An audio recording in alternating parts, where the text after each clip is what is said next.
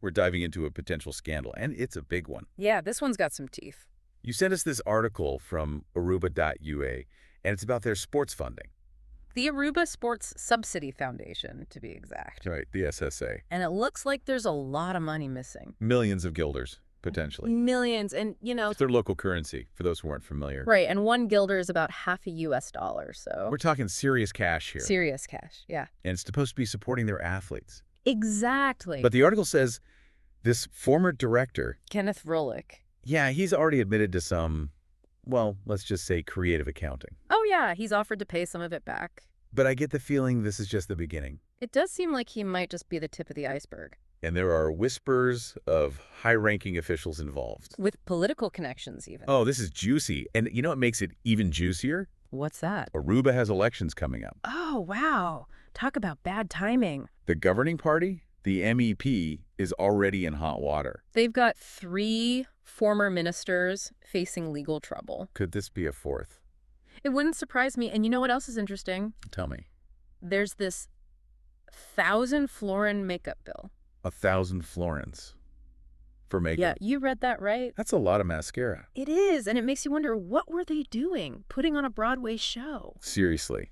And this is an organization that doesn't even have approved financial statements. It's right there in the article, no approved annual statements. But they're getting millions in subsidies. It's a head-scratcher, for sure. And to add another layer, the article mentions the Dutch government. Oh, this is where it gets really interesting. They might be applying pressure. Right, because Aruba's part of the Kingdom of the Netherlands. So they have some oversight, especially when it comes to finances. Exactly, and there are a couple ways to look at this. Well, some people might say the Netherlands is just trying to make sure things are running smoothly. Like a concerned parent keeping an eye on their kid. Exactly, making sure they're spending their allowance wisely. But on the other hand... Some Arubans might see it as meddling. Like Big Brother overstepping. Exactly, and it's a sensitive issue given their history. So we've got potential corruption, missing money, political pressure. And an election right around the corner. This is going to be good. Buckle up, everyone. This deep dive is just getting started. It's like, this isn't the first time the Netherlands has gotten involved with Aruba's finances, right? Oh, absolutely not. The article even mentions this whole thing back in 2014. Something about a financial supervision board. Yeah, the Dutch government stepped in because they were worried about Aruba's debt. And probably some mismanagement, too, knowing this story. Oh, definitely. And, some Arubans saw that as a real slap in the face. Yeah, taking away their control. Exactly. It's this whole balance between cooperation and tension, They want their freedom, but they also need help sometimes. It's complicated. Aruba got a lot of self-governance back in '86. But the Netherlands still holds the purse strings, in a way. Especially when things start to get shaky, financially speaking. So it's like the Netherlands is always watching, waiting for Aruba to mess up. And then they swoop in like financial superheroes or something. But not everyone wants to be saved, It's understandable. Some Arubans probably feel like they're being treated like children. Always needing the grown-ups to bail them out. But, at the end of the day, transparency and accountability are important. For everyone, not just Aruba. Exactly. It's about building trust, showing people that their money is being used responsibly. Okay, so back to the SSA and this whole mess. Right. What do we actually know about how they've been spending money? Besides the 1,000 florin makeup bill, which is still blowing my mind. I know, right? But the big thing that jumps out is the lack of financial statements. Yeah, the article mentions that. No approved annual statements. Which is just crazy. Well, organizations that get public funding, they have to be transparent. Otherwise, how do we know where the money's going? Exactly. It could be anything. Parties, vacations, who knows? And when there's no transparency, people start to lose faith. In the government, in institutions, in everything. It breeds cynicism, Absolutely. Transparency builds trust. It's that simple. Okay, so we've got potential misuse of funds, we've got zero transparency, and we've got the Dutch breathing down their necks. What a mess. So what happens now? What's the next chapter in this saga? Well, first things first, the investigation has to play out. You got to follow the money, see where it leads. It's going to be a long process, I bet. Financial investigations always are. It's like peeling an onion.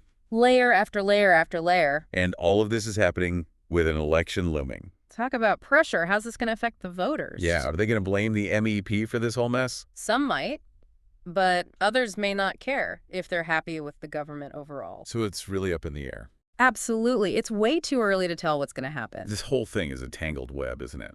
We started with a sports funding scandal, and now we've got political intrigue, international pressure, and a potentially game-changing election. And let's not forget about the people of Aruba. Yeah, how are they reacting to all of this? This isn't just some abstract political drama, it affects real lives. Yeah, It's easy to get caught up in all the political stuff and the money trail. but we can't forget about the real people this is affecting. The everyday Arubans, their families. Exactly. This is about their lives, their communities. The article doesn't really go into how people are feeling about all of this, But you can imagine there's a lot of anger, a lot of disappointment. especially for those who love sports. They probably feel betrayed, like their trust has been broken. And then there are the young athletes, The ones who might lose out on opportunities because the money's not there.